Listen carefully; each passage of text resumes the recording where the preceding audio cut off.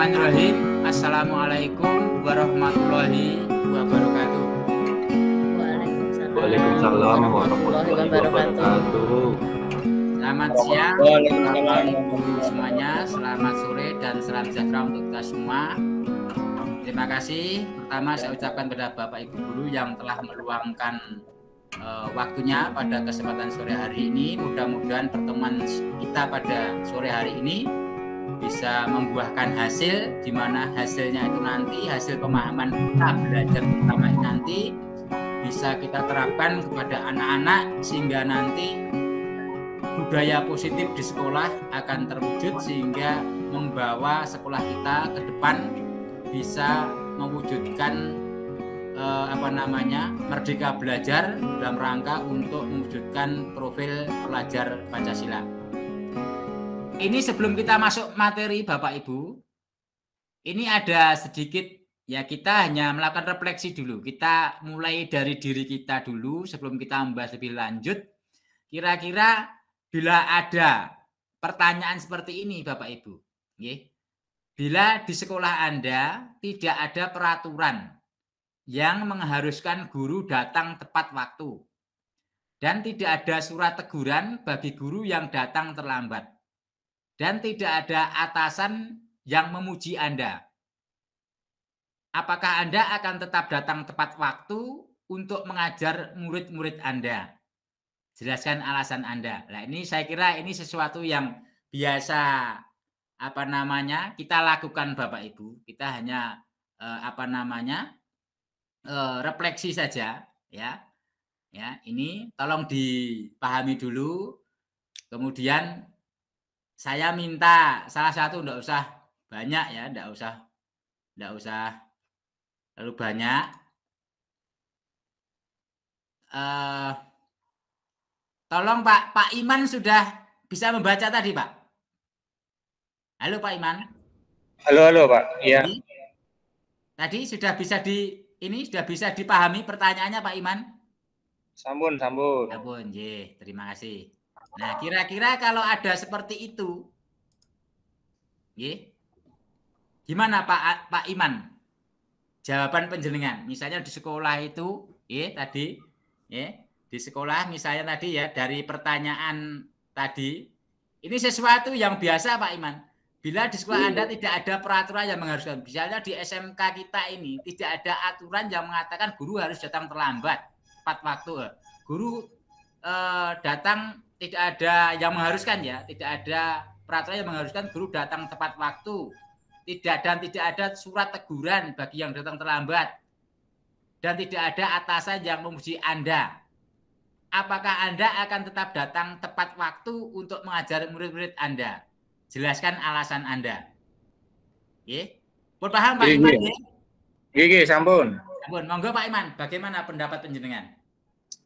Kalau menurut saya tetap saya harus datang tepat waktu Pak, karena mengajarkan untuk murid bukan untuk kita, artinya dipuji atau melihat orang lain, tapi kita kepada murid, tanggung jawab Pak. Jadi mengajar itu merupakan, menurut saya itu tanggung jawab. Jadi walaupun tidak ada pujian, walaupun kita melihat teman kita mungkin terlambat, ya itu mungkin tidak perlu dipersoalkan. Tapi kalau untuk mengajar murid itu adalah tanggung jawab, ya saya tetap datang tepat waktu. Karena tanggung jawab mengajar itu. Sampun Pak Iman. Sampun Pak. Nah, misalnya Pak, penjenengan sudah datang aktif ya, tidak pernah datang terlambat, tapi ada teman-teman penjenengan gawe ini misalnya yogur telat dan seterusnya. Nah itu kira-kira gimana penjenengan? Melu-melu atau Anda tetap tadi? Kalau saya tetap berusaha untuk datang tepat waktu, karena ya itu tadi Pak, karena tanggung jawab kita terhadap murid, harusnya kan begitu. Kalau kita mengajar ya tanggung jawab itu yang terpenting, bukan kita melihat teman kita terus atau dinilai orang lain, kan bukan itu, tapi tanggung jawab kita terhadap murid. Terima kasih Pak Iman. Mudah-mudahan niat baik penjenengan nanti betul-betul bisa diaplikasikan di lapangan ya. Termasuk nanti kami yang tua, kami Bu Ningsih, Bu Mulat dan seterusnya ini melihat penjenengan-penjenengan yang muda-muda seperti itu, mudah-mudahan saya lebih giat. Meskipun kami-kami yang tua ini juga sudah terbiasa disiplin karena memang sudah terdidik sejak awal, Pak, sejak awal. Jadi mudah-mudahan nanti menambah kami kekuatan kami. Nah, ini ada yang muda lagi nih ya, Bu Bella. Terus pun Bu Bella, menurut pendapat penjenengan terkait dengan pertanyaan tadi. Monggo Bu Bella. Ya sama hampir sama kayak Pak Iman tadi, Pak. Karena kalau itu sudah tanggung jawab kita, ya kita harus lakukan meskipun kita nggak dilihat atasan atau mungkin teman-teman kita ada yang berbeda, tapi kita harus tetap lakukan itu karena itu tanggung jawab kita. Terima kasih. Jadi di situ ada satu keyakinan yang saya pegang ini ya. Satu keyakinan yang nanti akan kita ciptakan, kita bahas bersama, termasuk nanti kita aplikasikan di lapangan, Bapak Ibu. Tadi ada satu keyakinan yang namanya tanggung jawab. Tanggung jawab. Itu nanti itu hanya salah satu yang nanti kita bahas pada kesempatan ini. Terima kasih atas pendapatnya, Bapak Ibu. Terima kasih. Sudah menyampaikan pandangannya. Mudah-mudahan nanti kita bersama bisa melaksanakan seperti yang disampaikan oleh Pak Iman tadi. Nah, perubahan paradigma. Ini perubahan paradigma, pola pikir ya, pemikiran ya. Contoh ini misalnya begini Bapak Ibu. Ini ada suatu ilustrasi, ini tangan menggenggam sesuatu, buka tangan Anda. Ibarat jenengan buka tangan Anda, bayangkan Anda meletakkan sesuatu yang sangat berharga di atasnya. Lalu kepalkan tangan. Jadi di dalamnya kepalan itu ada sesuatu yang berharga. Ya misalnya kalau mungkin yang berharga misalnya apa ini? Ya mungkin cincin kawin lah misalnya seperti itu ya. Lalu kepalkan tangan Anda dan genggam benda tersebut dengan segala daya.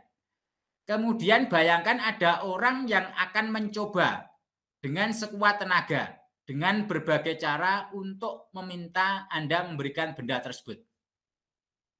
Itu tidak semua orang harus Bapak Ibu berikan ya. Ini yang hanya khusus itu milik berharga. Nilainya mungkin sangat berharga sekali bagi penjenengan sendiri atau mungkin dengan pasangannya ya. Misalnya ini ada orang lain yang mencoba sekuat tenaga dengan berbagai cara untuk meminta Anda memberikan itu. Gimana Bapak Ibu? Misalnya ada cincin kawin itu mau ditukar katakanlah uang gitu dengan nilai yang tinggi begitu. Ya. Itu kira-kira gimana Bapak Ibu? Diberikan tidak itu, Pak? Terima kasih Pak Rianto untuk kaitannya dengan benda yang digenggam itu kayak misalkan cincin.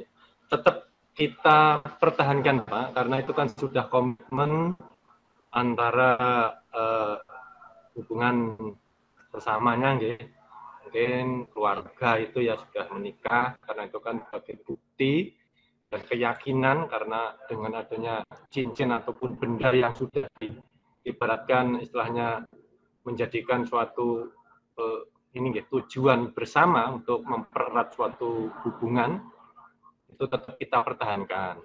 Karena namanya kehidupan itu pasti ada godaan, pasti ada juga rintangan yang mana tetap harus diatasi bersama dengan keyakinan tetap menggenggam erat, istilahnya mungkin itu dinamakan cincin sebagai tujuan bersama. Itu Pak untuk pendapat saya. Terima kasih. Misalnya Pak, misalnya ada orang yang menginginkan cincin itu, penjenengan ditukar dengan 1M itu gimana Pak? Pak Ida halo? Mana Pak? 1M loh Pak, 1M oke loh Pak. Ya gini Pak, karena itu sudah menjadikan suatu komitmen bersama, tetap kita pertahankan Bapak. Karena itu juga kita namanya juga suatu hubungan ya. Ditukar apapun karena itu sudah jodohnya seperti itu, tetap harus kita pertahankan. Walaupun ditukar berapa miliar pun, berapa rupiah pun. Karena kita tidak hanya mengejar materi Bapak. Karena ini kehidupan gitu. Terima kasih Pak. Nah ini keyakinan kelas, hukuman dan penghargaan. Mengapa tidak peraturan saja? Mengapa harus keyakinan kelas? Peraturan, kalau peraturan kan berarti ada yang membuat. siswa ya sebagai pelaksana dari peraturan itu. Kalau misalnya melanggar peraturan A, dilanggar, ini ada sanksi dan seterusnya. Ya, maka kita bahas ini keyakinan. Tapi kalau sudah nanti sudah menjadi keyakinan Bapak Ibu, itu kuat Bapak Ibu. Nah, bagaimana caranya? Nah, nanti kita belajar bersama. Supaya bocah itu semuanya itu punya tanggung jawab yang besar, punya komitmen, punya rasa empati, ya. Bagaimana anak itu rajin dan seterusnya, ya, tanpa melihat pada hukuman. Anak-anak tanpa diberi penghargaan pun dia sudah belajar dengan sungguh-sungguh, tanpa dikasih penghargaan ya syukur, kalau tidak ya tidak masalah, Bang. Itu sudah menjadi keyakinan dalam diri. Termasuk tadi yang disampaikan oleh Pak Iman, ya, itu ada aturan atau tidak, saya tetap masuk Pak. Karena saya punya tanggung jawab. Ini saya punya tanggung jawab panggilan hati nurani yang tinggi ini. Saya sebagai guru ini merupakan tugas yang mulia. Nah, seperti itu. Ya. Itu. Yang lain pun juga demikian Bapak Ibu, ya. Tadi yang disampaikan Pak Widodo juga seperti itu. Ya. Saya tidak akan terpengaruh Pak terhadap penghargaan berapapun, karena ini sudah berharga, ini harus saya pertahankan, misalnya seperti itu. Okay? Gitu. Untuk mendukung motivasi intrinsik, kembali ke nilai keyakinan yang lebih menggunakan dibandingkan mengikuti serangkaian peraturan. Jadi endingnya kita pada keyakinan Bapak Ibu, menumbuhkan keyakinan pada anak. Ya. Bagaimana caranya? Di buku itu sudah ada semua. Bagaimana cara nanti kita masuk ke kelas dulu, kemudian kita katakanlah kita buat komitmen bersama, kesepakatan, anak-anak disuruh menyampaikan. Jadi kelas seperti apa yang akan anak-anak harapkan nanti. Kemudian juga kaitannya dengan guru juga demikian, nanti suruh buat anak-anak Bapak Ibu. Jadi anak-anak memang harus kita libatkan sehingga dia merasa itu menjadi suatu anggota komunitas, ya. Nanti termasuk itu juga melatih Bapak Ibu, melatih anak-anak kadang itu kurang kurang aktif, ya, kadang itu kan ada anak pendiam, itu jarang menyampaikan pendapat dan seterusnya. Nanti lewat itu nanti anak-anak terbiasa menyampaikan seperti itu. Termasuk tadi lewat Padlet tadi ya. Awal itu juga demikian. Saya penjenengan sebelum memulai pembelajaran, anak-anak sudah untuk mengeksplor dulu, kita kasih pertanyaan atau hal apa yang sudah diketahui anak lewat Padlet, itu menyenangkan. Anak-anak senang Bapak Ibu. Nggih. Itu, dan juga HP-nya kan difungsikan gitu ya untuk pembelajaran. Nah, sekarang ini Bapak Ibu. Ini jelas tidak Bapak Ibu dalam layar penjenengan ini? Halo Bapak Ibu. Jelas, Pak. Ini jelas nggih. Ini kurang jelas, saya perbesar. Perbesar lagi juga lebih. Nah, gini, Pak. Nggih, ngeten nggih. Nah, sekarang ini ada dua kolom ya, sebelah kiri dan sebelah kanan. Ya. Yang mana yang merupakan keyakinan kelas? Ya. Yang mana yang merupakan keyakinan kelas? Tapi tidak tidak hanya berhenti di situ nggih. Tolong Bapak Ibu di chat, di kolom chat ya. Di penjaringan itu kan ada kolom chatnya ya. Nanti ditulis, ini ada sebelah kiri dan sebelah kanan, ya. Menurut Bapak Ibu, ini mana yang merupakan keyakinan kelas? Ini yang ditanya, yang keyakinan kelas yang mana? Kemudian mengapa? Ya, mengapa? Jadi masih ada kelanjutannya. Oke, silahkan saya beri waktu. Oke, silahkan ditulis di chat, kolom chat. Bu Murni ini yang merupakan yang kelas yang kolom sebelah kanan, karena pelaksanaan di kelas tidak hanya murid tetapi juga guru. Pak Widodo, gambar yang kiri. Gambar yang kiri itu apa Pak Widodo? Isinya apa Pak Widodo? Halo Pak Widodo. Iya Pak. Gambar yang kiri itu yang mana yang dimaksudkan nih? Yang ini Pak, yang ini. Datang tepat waktu atau yang kami guru dan murid yang saling menyayangi? Satunya ini ya, datang tepat waktu seperti itu. Nah, itu keyakinan atau peraturan tuh Pak? peraturan, Pak. Ya, enggak apa, nggih. Enggak apa. Terima kasih. Yang sudah masuk Bu Ningsih, Pak Widodo, Bu Bella, Pak Kus, Pak Iman. Ini Bu Mulat belum, Pak Bu Mulat? Halo. Oke, Pak, sebentar. Nggih, enggak apa-apa, nggih.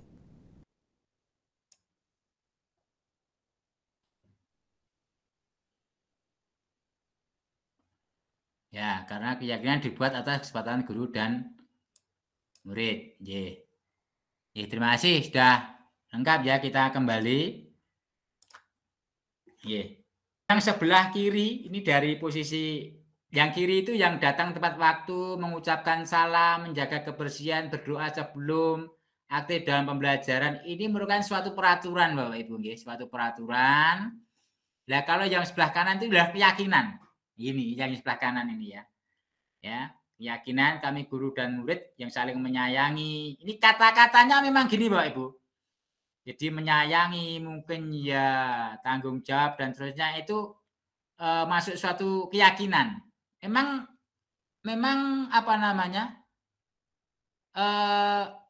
Kelihatannya hal yang abstrak itu ya. Kalau yang ini, kalau yang peraturan memang konkret. Ini kalau yang keyakinan itu kalau yang anak-anak yang SD itu sulit memahami Bapak Ibu. Jadi orang yang tanggung jawab itu piye? Kalau misalnya anak kelas 1, 2 kan belum paham. Tapi kalau dengan yang peraturan itu lebih familiar. Kalau yang untuk yang sekolah yang rendah itu ya. Nah, tapi biasanya memang ini ada hubungannya Bapak Ibu. Tadi kan kami sampaikan ya. Tadi pada poin ini tadi kan, lah ini kan diawali dari sini juga, dari peraturan. Ya. Dari peraturan juga. Ya. Tapi harapannya nanti untuk mencapai budaya positif itu dari lahir dari keyakinan. Sudah menjadi keyakinan itu sudah secara sadar ya dalam diri murid ya. Bahwa misalnya kita selalu datang tepat waktu mengikuti pembelajaran itu sebagai wujud adalah tanggung jawab dan juga komitmen ya, sudah komitmen seperti itu. Nah ini kebutuhan Bapak Ibu, ini perlu kita pahami bersama. Ini agak saya percepat ya, nanti harapan saya nanti penjenengan bisa baca sendiri. Kebutuhan dasar manusia pada dasarnya ini ada survival untuk kelangsungan hidup Bapak Ibu. Okay? Kemudian cinta kasih. Kadang anak itu kan pengennya diperhatikan Bapak Ibu. Okay? Kemudian ada yang anak itu ingin menguasai, penguasaan power biasanya. Okay? Power. Bocah itu pengennya menangan, sok gaene sok berantem dan seterusnya kan seperti itu. Anak itu senengnya bebas, kebebasan, freedom ya. Bebas. Jadi terkekang nek ndru wae ngono ki bocah merasa tersisa. Kalau kadang sok sering bulusan dan seterusnya atau mungkin dari rumah asalnya. Nah, ini nanti perlu kita perhatikan kebutuhan-kebutuhan ini. Juga mungkin bocah yang inginnya senang ya. Contoh-contohnya Bapak Ibu, contoh-contohnya ini anak ini melakukan ini karena ada kebutuhan yang mungkin belum terpenuhi ada di dalam modul semua. Maka nanti kalau kita menangani anak Bapak Ibu nggih, melayani anak kita harus memperhatikan ini kebutuhan-kebutuhan ini ya. Jangan asal kita selalu memasukkan anak. Ini anak kita cari memang ada ini sisi-sisi kebutuhan anak yang mungkin belum terpenuhi sehingga minta perhatian pada kita. Bisa jadi seperti itu. Nah, terus ini Bapak Ibu 5 posisi kontrol. 5 posisi kontrol ya. Bapak Ibu, ini ada 1 2 3 4 5. Ya, tolong dibaca ini nggih, dibaca dalam hati dulu. Ada posisi penjenengan nanti bisa refleksi diri. Saya selama ini dalam melayani anak, menangani anak, ini apakah saya ini posisi saya di penghukum? Ya, atau selalu memojokkan anak ya, membuat merasa anak itu bersalah? Atau kita sebagai teman atau sebagai pemantau atau yang terakhir ini yang paling tinggi Bapak Ibu. Ini sebagai manajer. Ya, atau sebagai manajer. Ya, monggo ini yang saja sambil melihat yang atas penjenengan melihat di guru berbuat ini. Oh nek penghukum kuwi guru apa namanya? Contoh tindakannya seperti menghardik. menunjuk-nunjuk, menyakiti. Ya, misalnya seperti itu. Kowe meneh, salah wae dan seterusnya. Telatan wae dan seterusnya. Misalnya seperti itu nggih. Contoh, perkataan misalnya katanya ada, hasil dan seterusnya. Nggih. Itu membuat merasa bersalah seperti itu. Harapannya Bapak Ibu, harapannya kita itu bisa sebagai manajer. Jadi manajer nanti kita itu anak melakukan kesalahan itu ora kena digetak-getak, dilus, ya. Dilus piye carane untuk menjadi manajer nanti ada langkah-langkahnya. Ada pada segitiga restitusi nanti. Jadi bocah iki dilus dikondisikan dulu, ya, dikondisikan dulu terus engko validasi kesalahannya. Dia terus mengakui bahwa dia melakukan kesalahan. Nah, setelah itu bagaimana kita menunjukkan keyakinan yang baik dan kita juga memberikan solusi. Bagaimana cara tindakan selanjutnya, ya. Di samping tidak mengulangi lagi, dia harus nanti tertanam dalam dirinya adalah keyakinan tadi. Kita kembali Bapak Ibu, intinya bahwa anak itu nanti dalam dirinya itu muncul disiplin yang positif Bapak Ibu. Disiplin yang positif itu disiplin karena munculnya dari dalam, intrinsik, bukan dari luar. Bukan karena hukuman, bukan karena penghargaan, tapi dalam dirinya masing-masing. Restitusi adalah proses menciptakan kondisi bagi murid untuk memperbaiki kesalahan mereka. Jadi menciptakan proses itu berarti ada tindakan-tindakan Pak Ibu. Namanya proses kan. Proses pembelajaran juga demikian. Ya. Proses menciptakan kondisi bagi murid untuk memperbaiki kesalahan mereka. Sehingga mereka bisa kembali pada kelompok mereka dengan karakter yang lebih kuat. Tadi yang kita namakan dengan keyakinan-keyakinan tadi, Pak. Ya. Itu.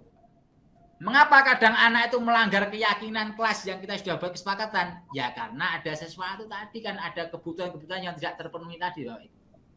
Ya. Itu. Maka harus kita cari apa permasalahannya dan cara menanganinya, Bapak Ibu. Jangan hanya posisi menghukum, Tadi kan ada 5, Bapak Ibu. Saya harapkan penjenengan nanti bisa pada posisi manajer, Pak Ibu. Posisi manajer itu nanti yang ini nanti ada terkait dengan restitusi ini. Bagaimana anak pun berpadu misalnya, berbentrok, berberantem, itu kan situasi emosinya itu kan tinggi. Maka kalau kita menangani anak yang seperti itu, ibaratnya itu api, kita juga sebagai api kan malah bahaya, Pak Ibu. Maka kita harus, kalau misalnya anak-anak pada posisi seperti itu dengan emosi yang tinggi, ya kita harus sebagai ini dilus kan seperti itu. Bagaimana ya kita bawa ke ruang kepala sekolah atau dibawa ke ruang BK misalnya, terus dilus dengan pakai kata-kata, syukur dengan gerakan, ya. Kita tadi kan ada kami sampaikan tadi ya, misalnya dengan tingkah laku itu persentase untuk pendekatan ke anak itu lebih besar dibanding dengan suara saja kan seperti itu, ya. Kemudian setelah dikondisikan, kondisi hatinya sudah agak membaik, ya, emosinya sudah menurun. Kita anak-anak kita tuntun pada validasi kesalahannya, ya, bahwa apa yang dilakukan anak ini salah, ya. Setelah dia menyadari itu, terus ditanyakan lagi kira-kira apa langkah berikutnya kan seperti itu. Nanti ada semua Bapak Ibu di sini, ya. Ini. Nanti untuk yang ini Bapak Ibu yang 1, 2, 3 nanti saya buat di Padlet, ya. Biar nanti kita latihan Padlet itu biasa Bapak Ibu. Tidak berarti biasa saja misalnya soal tidak usah terlalu dipikir banget Pak, seperti ini apa gini, tidak usah, tidak ada. Ini hanya kita belajar bersama. Intinya di samping kita belajar konsep baru ini, kita sedikit-sedikit juga kita belajar IT Bapak Ibu. Ya, belajar IT biar nanti kita bisa mengikuti perkembangan. Karena kalau kita nanti ke depan Bapak Ibu, kita ketinggalan perkembangan IT Bapak Ibu, nanti kita akan terlindas. Kemarin kan kita ada belajar filosofinya Pak Ki Hajar, itu kan juga ada kodrat alam dan kodrat zaman ini. Oke, ngoten, kurang dan lebihnya saya mohon maaf. Terima kasih atas perhatiannya. Selamat sore. Assalamualaikum